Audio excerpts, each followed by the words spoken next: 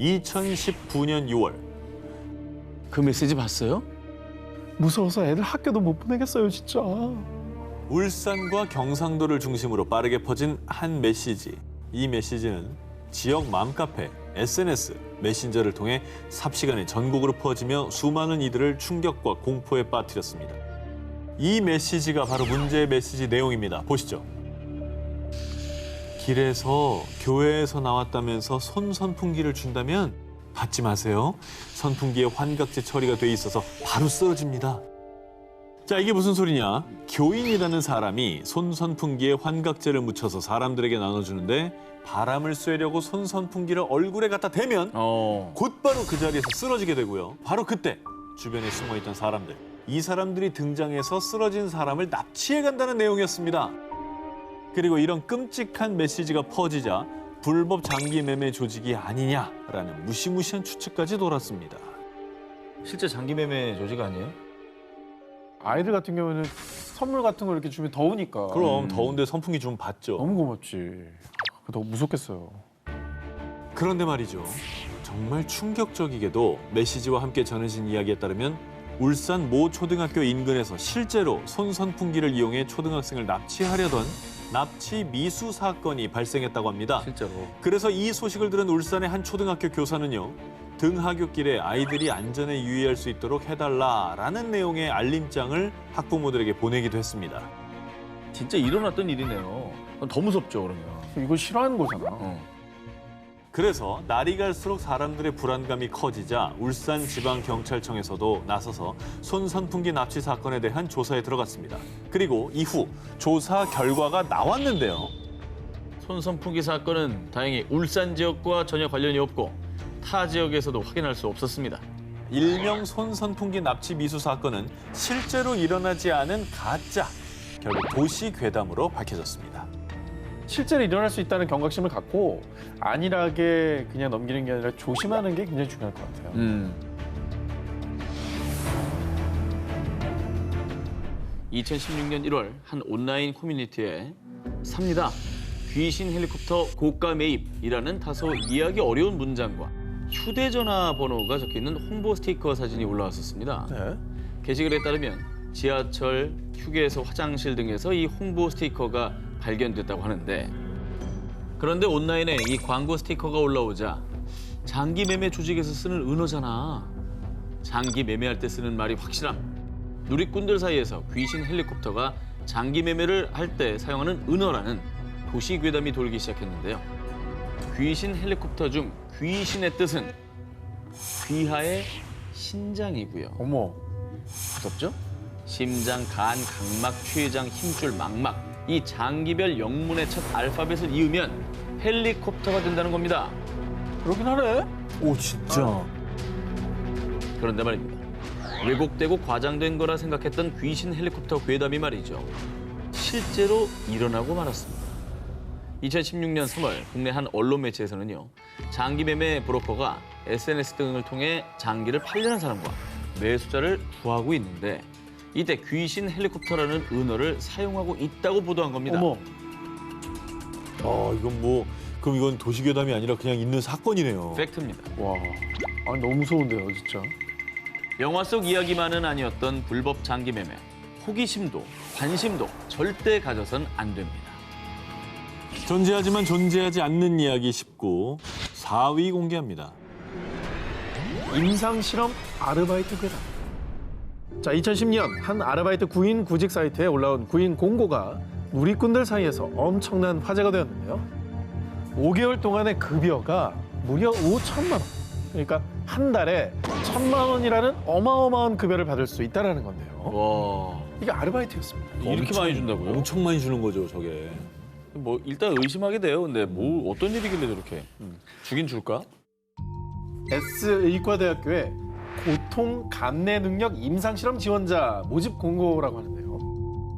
아, 진짜 있었던 고통 거예요. 감내 능력. 이름도 무섭다. 고통 감내 능력. 아, 얼마나 고통을 주려고 저런 얘기를 해요. 자, S의과대학교에서 내건 조건은 건장한 체격의 25살 이상 남성을 찾고 있고 약 5개월 동안 이틀에 한 번씩 1에서 28단계의 고통을 느끼는 실험을 한다라고 합니다.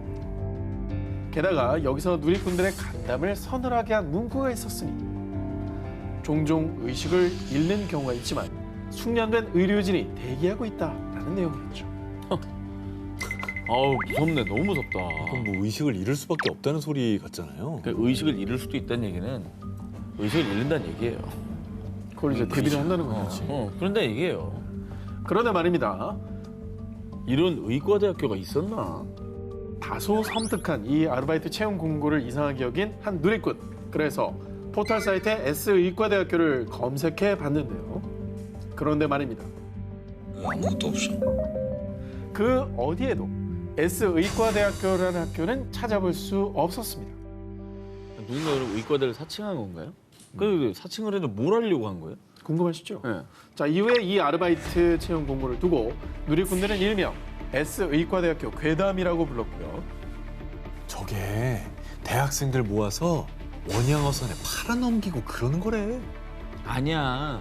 저 실험하러 가면 마루타처럼 실험당하다가 장기 적출당한대. 그래서 이 괴담의 의문을 품은 모 방송 프로그램에서 S의과대학교 존재 여부를 문의했는데요. 그러나 S의과대학교라는 학교는 어디에도 존재하지 않는다라는 답변을 받았다고 합니다. 와, 이거 진짜 무서운 거야. 대체 누가, 왜, 어떤 목적으로 불렸던 걸까요? 전국 베이징의 칭화대학교와 청나라 시절의 정원인 이화원 등 베이징의 중심지를 운행하는 버스가 있습니다. 그런데 이 375번 버스에 아주 무시무시한 괴담이 있었다고 합니다. 1995년 11월 어느 늦은 밤 이화원에서 신혼부부, 청년, 그리고 한 할머니가 375번 막차에 올랐습니다. 그리고 몇 정거장이 지났을까요? 청나라 시대 전통 옷을 입은 3명의 남자가 버스에 탑승했는데요. 전통 의상? 그리고 잠시 후 신혼부부들이 내렸고요. 얼마 뒤 네가 내 지갑 훔쳐갔지? 에? 저 아닌데요? 무슨 소리세요, 이 할머니가? 할머니는 다짜고짜 청년에게 시비를 걸었습니다. 청년은 황당해하며 따졌지만 할머니는 크게 역정을 내면서 당장 내리라고 했죠. 그런데 내가 자네 목숨을 구한 거야. 못 봤지? 아까 그 3명 다리가 없는 귀신이었어. 버스 안에서 바람이 불자 3남성의 옷이 펄럭였는데 그 순간 노인은 3남성의 다리가 없이 공중에 떠 있는 걸 목격한 겁니다.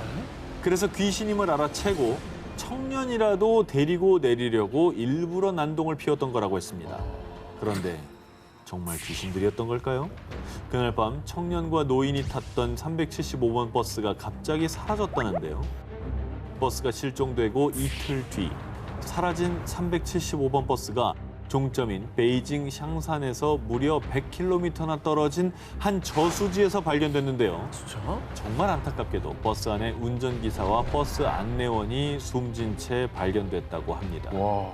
그리고 정말 끔찍한 게 공안이 버스의 연료 탱크를 열어봤더니 그 안엔 사람의 피가 가득 채워져 있었다고 합니다. 아, 뭐야? 그 할머니 아니었으면 청년도 아마 같이 납치해가지고. 납치가 됐겠네요. 그랬을 수 있는 거죠. 근데 왜 저수지 안에 그 버스가 들어가겠지? 그게 완전 저승으로 가는 버스였나 보다. 그러니까 저승사자였나 봐. 이게 바로 중국 4대 괴담 안에 들어갈 정도로 중국인들 사이에서 유명한 괴담이라고 합니다. 그래서 몇몇 용기 있는 누리꾼들은 괴담을 직접 체험해보기 위해 375번 막차에 탑승해보기도 했는데요. 네? 이상하게 도로 풍경이 평소와 다르게 음산해 보인다. 버스 안에서 이상한 기운이 느껴지는 기분이라는 후기를 올리기도 했습니다. 근데 궁금한 게 375번 버스 사고는 실제로 있었던 일인 겁니까? 정말 다행히도요. 375번 버스 실종 사고는 없었다고 합니다. 진짜 그래? 괴담이었던 거죠. 그리고 그 괴담의 근원을 확인해 보니 1998년경에 도시 전설을 소개하는 라디오 방송에서 한 에피소드가 와전된 걸로 확인됐다고 합니다. 이 수많은 중국인들의 퇴근길을 서늘하게 만든 375번 버스 괴담이었습니다.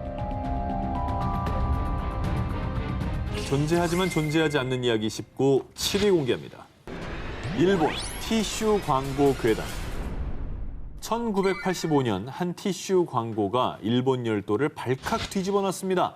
대체 어떤 광고인지 직접 확인해 보시죠. Then they look at the 흰 원피스를 입은 여성이 티슈를 뽑아서 일본 전통 도깨비 오니 분장을 한 꼬마에게 건네기도 하고 또 화면 밖으로 날려보내기도 하는 이 광고. 광고하는 거 맞아? 당시 일본에서는 이 광고를 이렇게 불렀습니다. 어떻게요?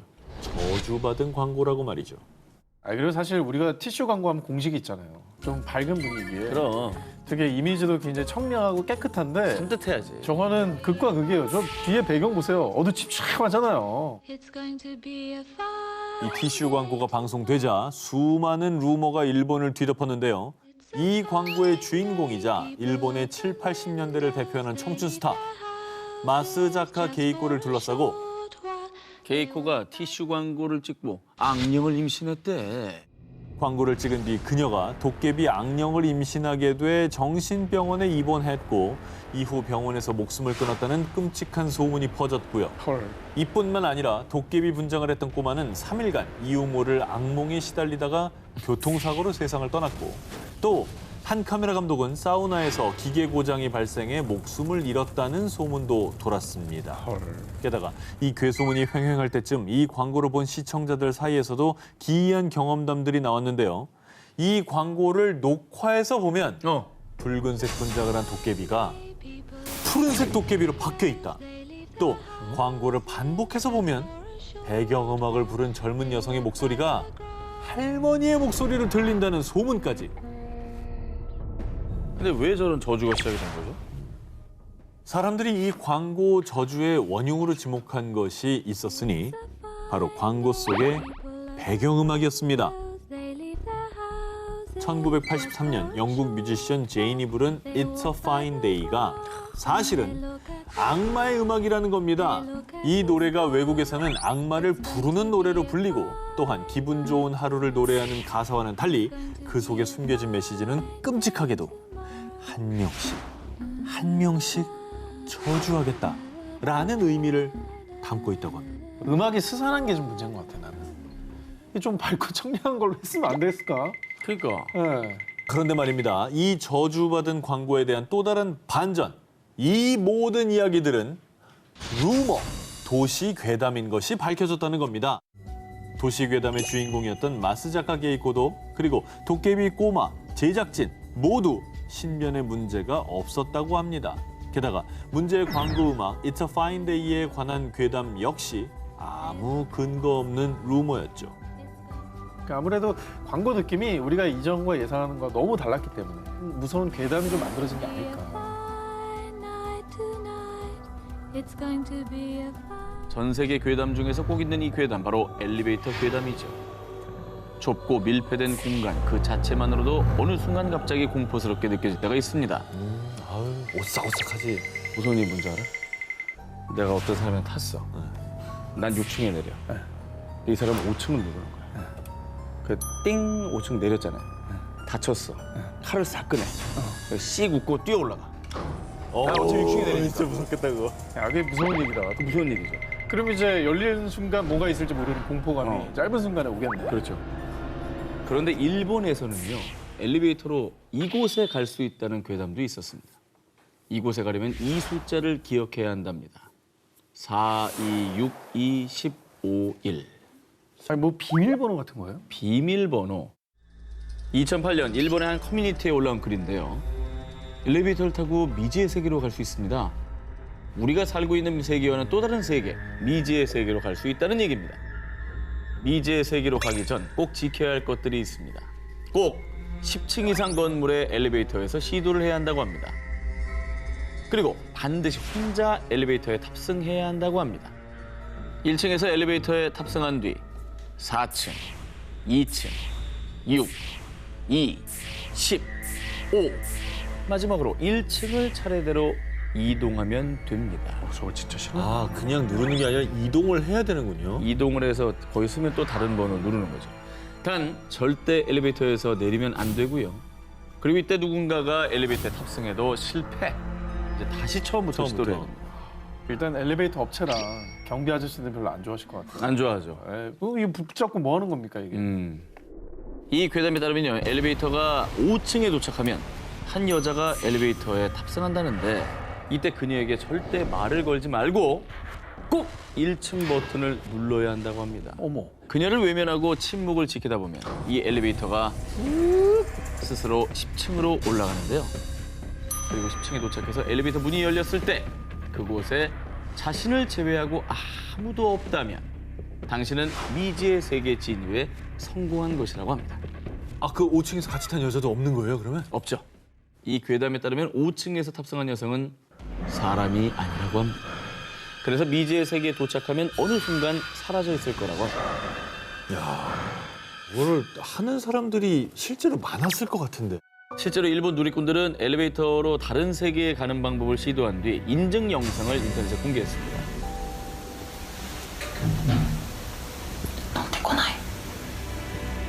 보신 바와 같이 대부분은 미지의 세계에 입장하는 데 실패. 그 대신 한동안 불안감과 두통이 시달렸어요. 라는 후기가 이어졌다고 합니다. 그런데 말이죠. 혹시 이런 생각은 안 드십니까?